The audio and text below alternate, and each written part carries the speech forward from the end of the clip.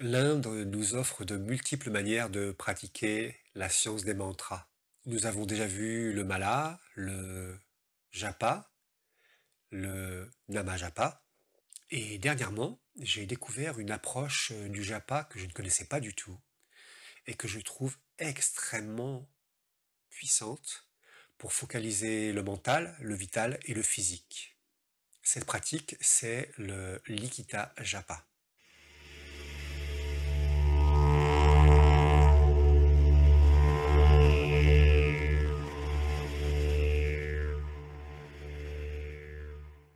Salut à toi, c'est Emmanuel et je suis heureux de te retrouver sur la chaîne Mère Divine. Nous voici arrivés à la 5e vidéo de cette série de 6 vidéos dédiées au mantra. Nous avons déjà abordé donc le mantra, le mala, le japa, le namajapa.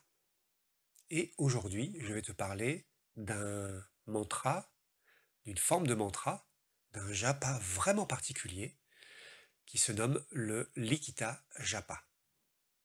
Alors j'ai découvert ce Likita Japa il y a vraiment très très peu de temps. Donc j'en ai pas encore une très grande pratique, mais ça m'a parlé instantanément. Alors je suis quelqu'un qui aime écrire beaucoup.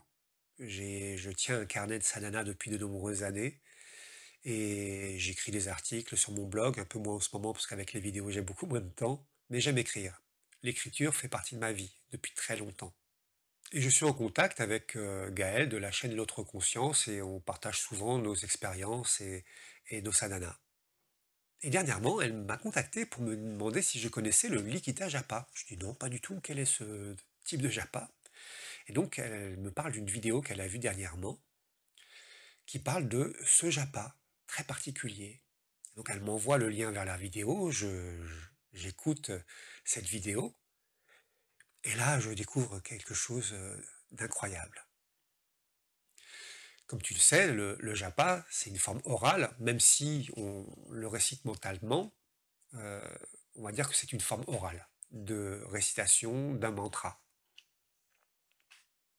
Mais l'Inde, ce pays tellement fascinant qui a expérimenté toutes les possibilités de la spiritualité, a évidemment expérimenté une forme de mantra, japa, écrite. Et donc le Likita Japa, c'est un japa par écrit. En écoutant ce yogi français qui explique la découverte de ce Likita Japa, il suivait un maître et puis un jour ce maître parle à un autre disciple lors d'une conférence et il lui donne le Likita Japa. La particularité de ce maître, c'est qu'il ne parle pas. Il ne te répond que par écrit. Donc évidemment que ça fait tout de suite sens pour lui de pratiquer le Likita Japa. Et donc ce yogi français écoute et entend le mantra qu'il donne à cette personne, qui était le mantra Om, tout simplement, et qui demande à ce disciple d'écrire 1 200 000 fois ce mantra. Et donc ce yogi français rentre chez lui et se dit ouais, ça m'a parlé, il faut que je pratique ce Likita Japa. Donc il a pris un cahier, il a commencé à écrire le son Om en sanskrit pour que ça fasse 1 200 000 fois. Il a fait un petit calcul et à raison de 1080 fois, 1080 évidemment 108 fois 10, eh bien à raison de 1080 fois ce mantra par jour, il faudrait approximativement 3 ans, tous les jours donc, pour arriver à 1200 fois. Et donc il a commencé ce Likita Japa et cette pratique-là. Ça m'a fasciné bien évidemment, moi qui aime écrire, je me suis dit mais il existe une manière de faire le japa par écrit. Alors, moi qui aime expérimenter des nouvelles choses, je me suis fabriqué mon cahier et j'ai commencé à pratiquer le Likita Japa. Et j'ai découvert un japa incroyablement puissant. Parce que, comme je te disais, dans le japa normal, même le Nama Japa, on récite un mantra ou le nom du divin intérieurement ou à haute voix.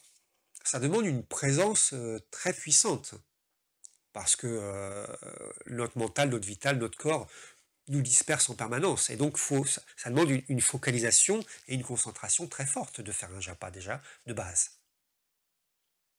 Mais quand tu l'écris, si tu n'es pas présent un dixième de seconde, ça se voit tout de suite dans ton écriture.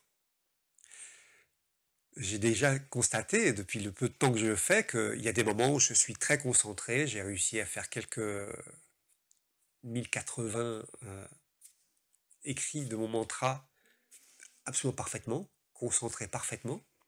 Et puis il y a des moments, ça a été plus compliqué. Mais il y a eu des moments où j'avais l'impression de ne plus savoir écrire carrément. Ça voulait plus. Il fallait que je reprenne mon écriture très doucement, très lentement. Donc, j'ai constaté que d'une, ça demandait une concentration encore plus puissante que le japa normal, que tu peux le faire avec ton mantra.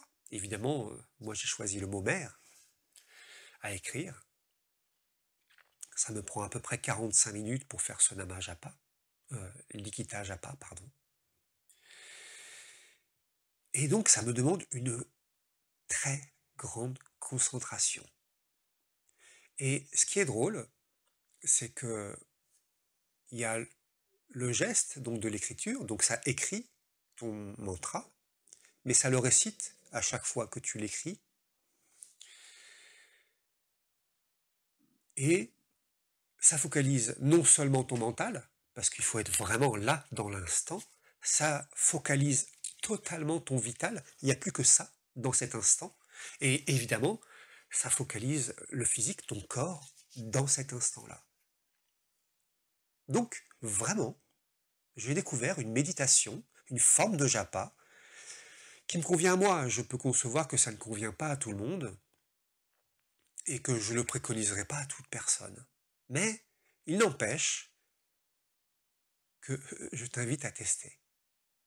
Alors, fais comme toi tu le sens, hein. Si tu veux le faire sur une semaine, sur un mois, sur une année, sur plus. Je t'invite, puisque tu vas choisir de l'écrire 1080 fois par jour, de trouver des multiples de 1080. Ça te donnera une durée très spécifique et symbolique. Et puis en plus de travailler sur un japa très spécifique, ça travaille fortement la volonté. Parce que même un tout petit mot comme mère, il faut 45 minutes pour faire 1080 fois ce mantra. Et le faire tous les jours, pendant plusieurs mois, voire 3 ans, ou peut-être plus, hein, parce que ce monsieur, ce yogi français expliquait que ce maître indien, parfois, quand tu revenais avec tes 10 cahiers, avec tes 3 ans de mantra, il te disait bon, bah maintenant, tu vas recommencer avec ce mantra-là.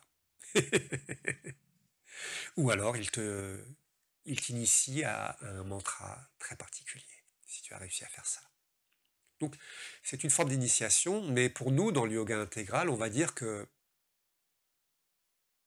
c'est une forme de travail de notre volonté, notre concentration, notre dévouement à la mère.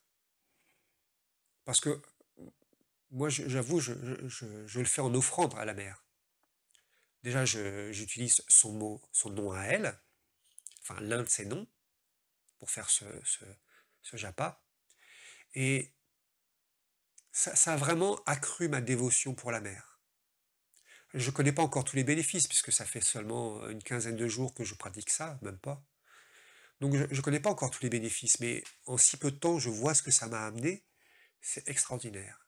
Donc voilà, si tu as envie de découvrir une nouvelle manière de pratiquer le japa, eh bien, le Likita Japa est une manière parfaite pour toi. Dans la dernière vidéo, nous allons aborder, pour moi en tout cas, c'est le mantra le plus puissant dans le cadre du yoga intégral. C'est le mantra de mère. ce mantra dont elle parle la première fois dans les agendas à Satprem. Et tu verras que c'est pas n'importe quel mantra. En attendant, je te dis à très bientôt.